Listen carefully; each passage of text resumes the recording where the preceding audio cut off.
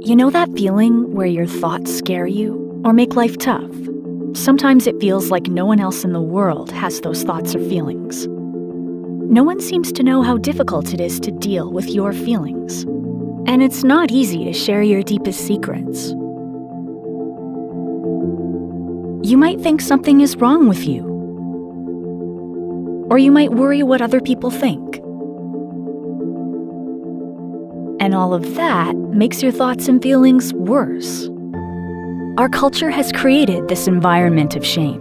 Until the 1960s, society sent people away if they had challenges managing their thoughts, emotions, and behaviors. Over time, we learned that we didn't have to be afraid. We learned how to help people get better. We became hopeful. But there are remnants of those images in our culture today, which is why some people still feel uncomfortable talking about it. The stigma has taken new forms too.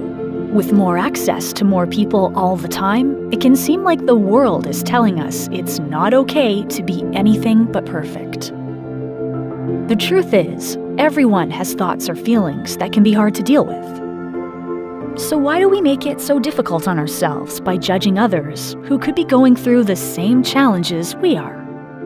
What if, instead of seeing labels, we saw people who are struggling and could be there for them so they didn't feel so alone? What if we looked past our fear of mental health and started to talk about it in a constructive way? What if, as a society, we used empowering words and healthy images to help people feel supported? Maybe then more of us could feel comfortable telling others when we're having a hard time. Maybe more people would get the help they need. And maybe one day we won't have to talk separately about mental health and physical health, but just health. The truth is, each of us has the power to change our culture. Will you join us? Share this video with a kid, your neighbor, a friend, and help us break the stigma of mental health. Okay, let's understand stigma in an organization perspective with an example. Let's say Julie is a senior manager in a global firm, constantly exceeding the expectations of the apprentices. That means she works more than what she can do. So what happened?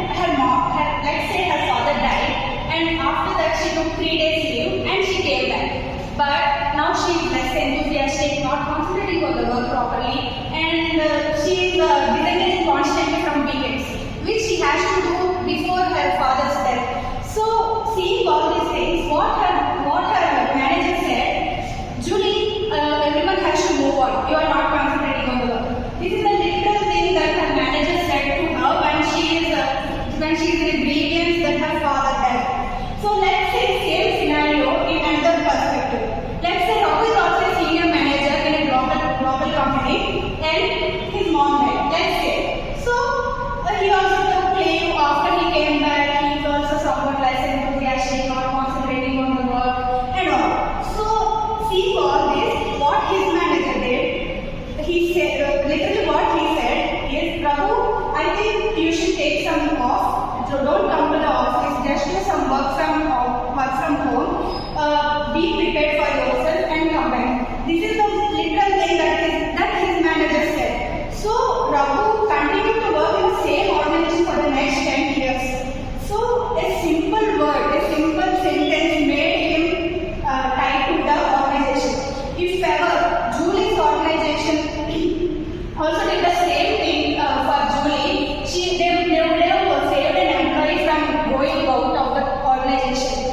A simple word, simple concept can make the employee be attached to the organization and save millions of amount to hire new employees. The major findings that my friend has narrated in this story is HR or occupational health. Occupational health seeks to promote and maintain the health and well-being of employees with the aim of ensuring a positive relationship between an employee's work and health.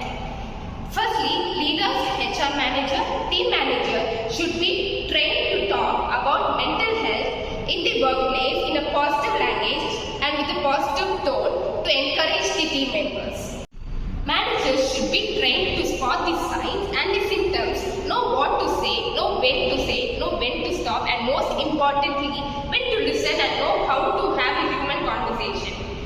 company's policies should also consider stress, anxiety, depression, absenteeism, and mental health problems.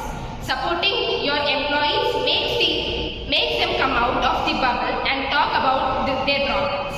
Employees should also be trained on how to have a conversation with colleagues, say nice things to them, and call on them to find any symptoms of mental problems. Half of the people who are suffering with the mental illness are not getting the help because of they are not opening about the problem. It is because this problem is called as stigma.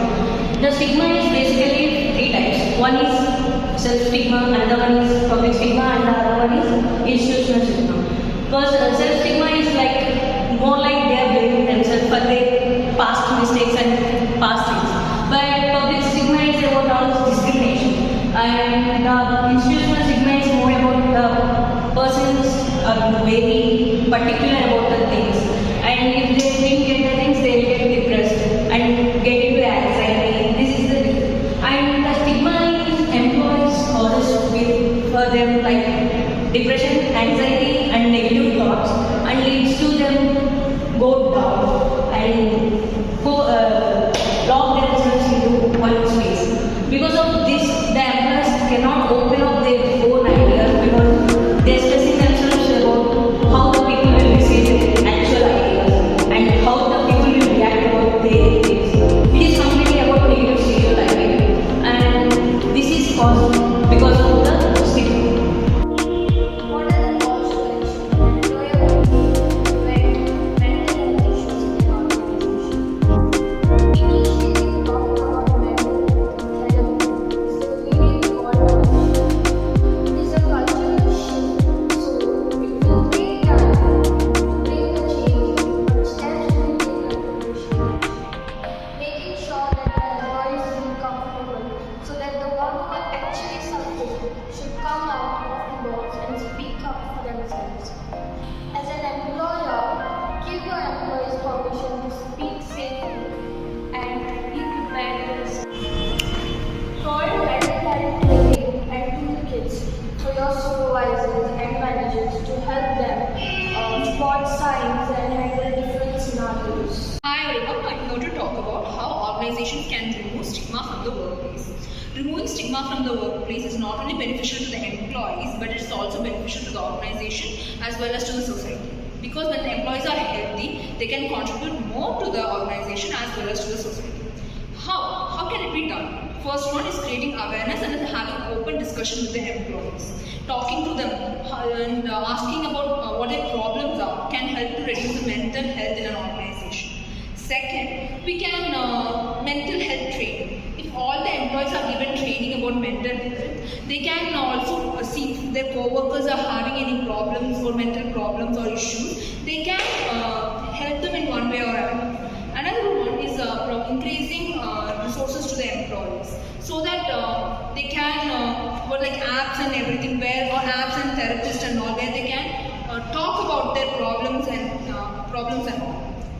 So, as an organization, we are a family, so we have to take care of one another and help to